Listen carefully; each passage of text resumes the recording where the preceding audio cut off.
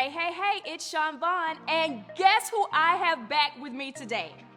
It is our resident sexpert, nurse Milli J, and today she's here to talk to us about the difference between sensual and being sexual, and how we think about our sexual anatomy. Now, are you ready to join the conversation? Because if you are, all you have to do is click that subscribe button, click that like button, and comment on this video, as we are going to be discussing all sorts of topics as it relates to women in their 40s and beyond. It's those hot topics, ladies.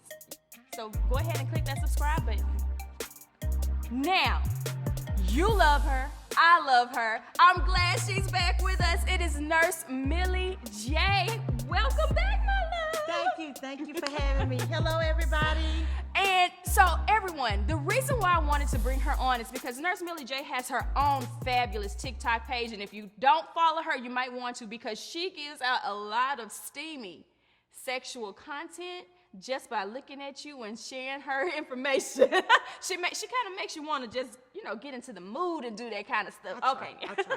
But one of her best TikToks was a TikTok about being sensual and being sexual. And I thought that was something great to have you on, Nurse Milli J, to kind of give us a background on what is the difference between being sensual and being sexual. I'm glad you asked. I was talking to a couple of people that I converse with. Anyway, we talked about what is considered to be your sexual anatomy. And the answers that I got was, one young lady said her clitoris, a young man said he was anally stimulated, and another young lady talked about the fact that she felt her hips were a part of her sexual anatomy. Oh, the hips, because they don't lie. They don't. But I beg to differ and say the most important part of your sexual anatomy is your brain, because that's where your sexual identity starts.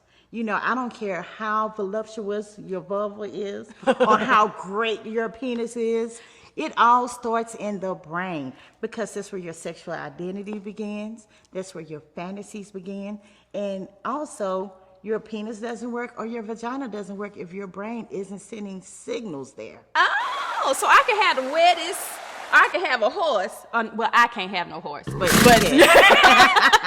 and it doesn't matter if my brain is not into it. Well, you're not getting aroused and you're not getting an erection if your brain is not involved in it. Okay. But your brain is also involved in the way that we view sex. So that's when I talk about sensual versus sexual. You can have a sexual encounter and nothing sensual is happening during that encounter. That's true. You can also have a sensual moment without involving sex at all. Okay. Because sex. I'm gonna say this. When you think about that, y'all don't judge me, but I don't know why I think about prostitutes. I don't know how in the world they able to just give their body all the time and just do it. I'm just saying. Okay, I think about it. So they have a sexual encounter, but they're probably not having sensual encounters. Exactly. They're completely, disconnected from that. Because I've talked to people that do numerous different things. They've been in different lifestyles, and they may swing or have different things going on. Just because they're having sex doesn't mean that they're having a sensual encounter with the person that they're with. So, to me, sex is biological, it is blatant, and, purposeful for that. So that's the mechanics of actual doing the sex. You're getting aroused, you're reaching a climax, that is sexual. But sensual involves your senses. The way we see, touch, smell, feel, hear. It involves your senses, so it doesn't actually have to involve the act of sex. Okay, so how do I turn on the sensual part of me? What do I need to do? So you're telling me I need to involve all of my senses. And I know you know this. I want you to get past Nurse Milli J for a little bit and give me what we talk about on a regular, because I know some secrets, and I know that to get us aroused, there are certain things that we actually can put into play to help to stimulate us a little bit more. Well, with women, women need to be stimulated way before the sexual act. You know, you can talk to me on the phone, send me little text messages. That gets me going on during the day. Because if you say the wrong thing during the day, you done messed up the night. I'm just telling you, you know, say something stupid, dry. So that's what men and women kind of differ. Yes. Men are visual though, because you have ladies out here, you just want to go to bed in your t-shirt and the granny panties. No, dress it up for them. Put a little something on a little ring tink so you know he can take it off or, you know, look a little sexy and he can feel the lace or the leather or whatever it is you're using.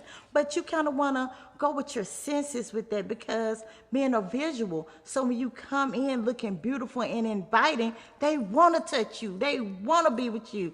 They want to do everything to you. But if you in there with that bonnet on all the time, hello, that might not be the fantasy of the night. Okay, so you saying that I need to turn on my spouse with a little, because I'm going to tell you this, I am a t-shirt and panties type of girl. I don't go through the effort of putting on lace and all of that. And I think I still stimulate But let me tell my you something. spouse.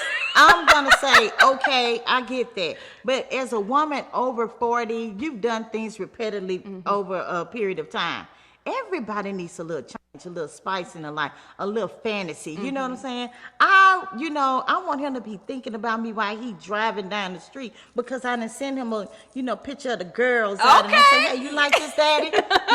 Because me, myself, I love pretty underwear. And I don't buy it for a man. I buy it for myself. I like the way I look when I pass by the mirror. I say, girl, look at you. Yes. That's how I am. So I buy it for myself. It makes me feel sexy. Therefore, when I engage in a sexual encounter, it brings out that much more, So I know you tell me that you have playlists I do. created.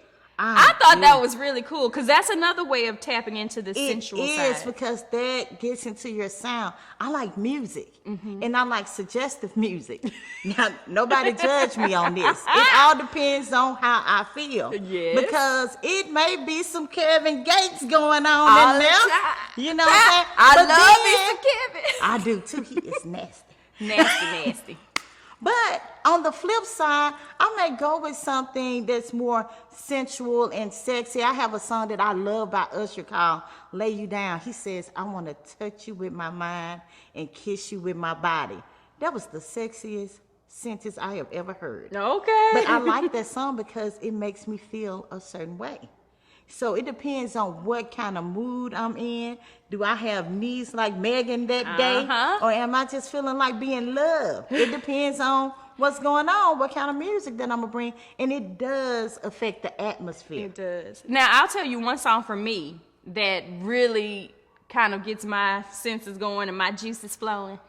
It's Selena. She has a song called Slowly. Have you ever heard that? Not right off. Oh, y'all have to go listen to it. It's an old song, but it really does put you in the mood. Okay, all right. Okay, so go listen to that one. Always gets me going. Good. But it's so many other things, just like the foods that we eat, the smells that's around, all of that involves, your sexual experience.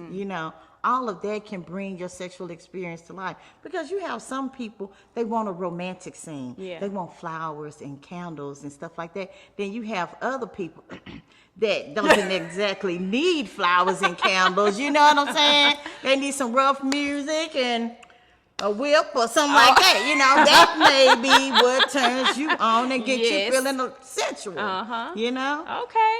So I'm glad that we're having this conversation because really I think a lot of people do confuse that sensual part of having sex together, but sometimes it really is not. You are really just having sex and there's nothing sensual about it. Exactly. And sometimes you probably just want to do that. It And that's okay. And like I said, sensual does not always involve sex. You can just be laying down, cuddling up, petting each other, hugging each other, being in the moment, even just watching TV or holding hands. That can be sensual because it differs between person to person. You know, so my sensual and your sensual is probably completely different, but it's all working together. Yeah. You know. Okay. So did you have any like questions or comments from that particular TikTok video that just stood out to you? No, most people just ask me they DM me a lot because most people don't want to comment under the post, but they DM me, and I'm glad to answer anyone's questions who DM me. But they just wanted me to explain a little bit more in depth what the difference was. Well, here you go, right here. So now, if you want to see more of Nurse Milli J's TikTok, what is your My handle is nurse_Milli J. NURSE_MILLIJ.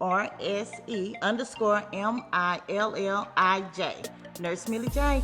Check me out. You are going to enjoy all of her content because she gives some great content related to sex. I'm going to bring her back on. Of course, you know I love having our resident sexpert on here. But remember, we still got to talk about those toys. We do. I have gotten some questions in about that dominatrix kind of talk, so we want to get that in. So I will definitely have you back. I'm sorry, I wasn't trying to touch you. It's okay. It's okay.